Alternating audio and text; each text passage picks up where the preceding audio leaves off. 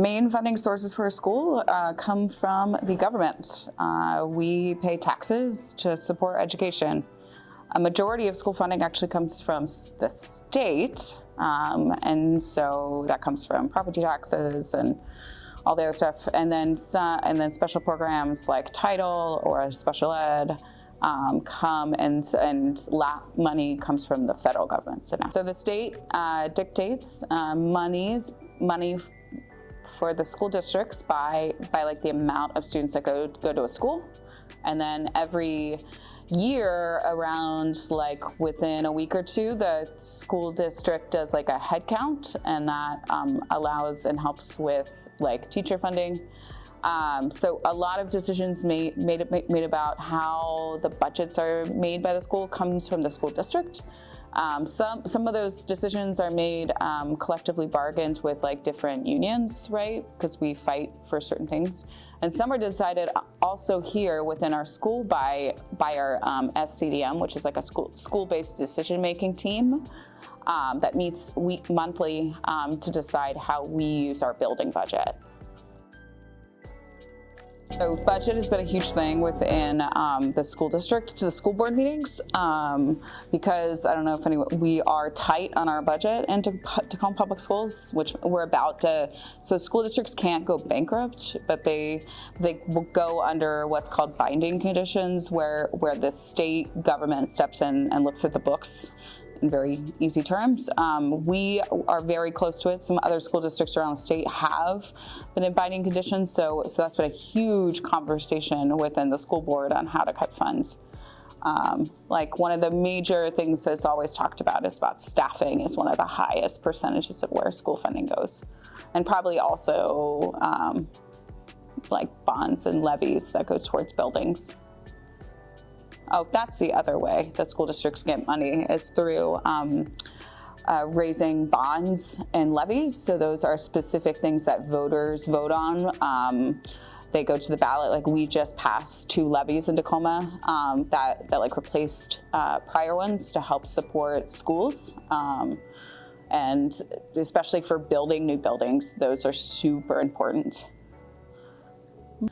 Every year, I feel like especially our high schools, every high school started with classes over class size. We didn't have enough teachers, right? Like I know your class and I, Josh, at one point had like 36 students in it when the size was 30, right?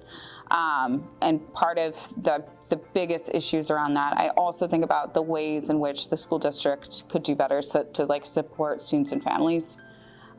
Like one thing they're doing this year is charging for sports fees, right? And that's traditionally been, you don't pay for that. That's a way for them to earn money.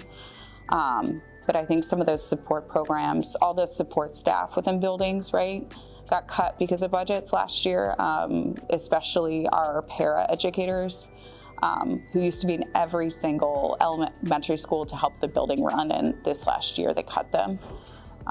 So all the extra things. And then the other reality is here in high schools, 2 years ago, they cut our career specialists. So to help support young people figure out and navigate what they're going to do after high school.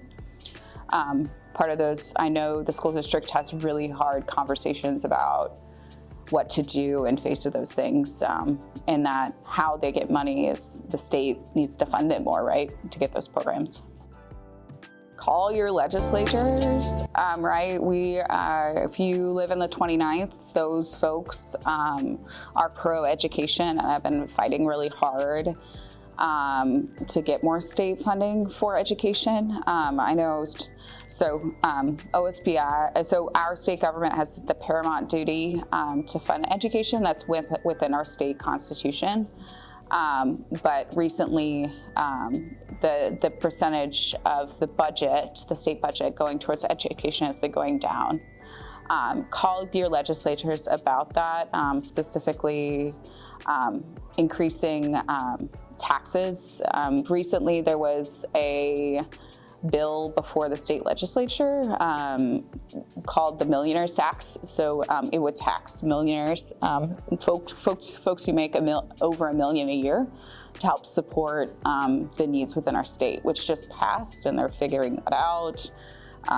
So there's hope that there is more funds for that.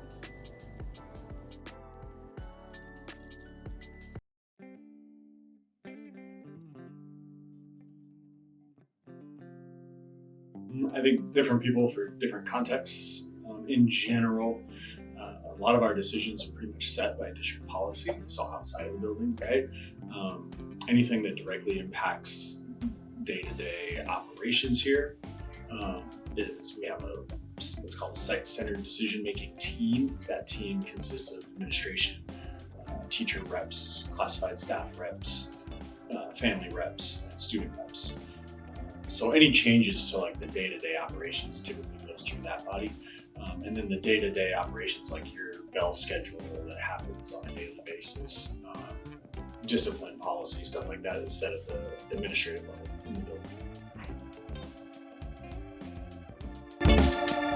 There's a few different ways, but I guess the formal way that a lot of decisions are made is through SCDM, that site-centered decision-making team. So proposals are brought forward for, like, take the intercultural assembly, for example.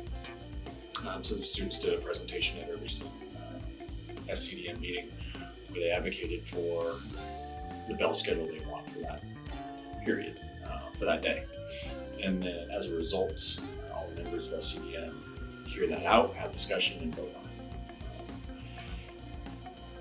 I think that's typical of how building level decisions are made. For example, the phone caddy that we just rolled out semester also went through SCDM. It's just to invite voice to the table. There are decisions that administratively we can just make, but we try not to do that without at least gathering some input.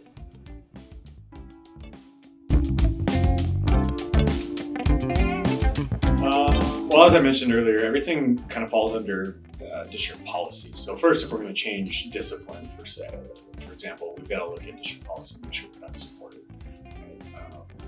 We can't have rules and guidelines here that are outside of district policy. And so for discipline pieces, we usually check that against policy, and then our administrative team will make the final determinations on this within policy. For safety pieces, we do have a standing safety committee that meets regularly and provides input on how drills are going, what types of things you're noticing around campus that need to be safe, that need to be addressed. Then typically suggestions come from that group.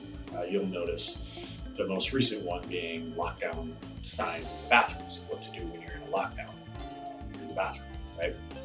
The red and green signs for our fire drills, that came out of safety. So there's a number of process suggestions that come from that group that make our school safer.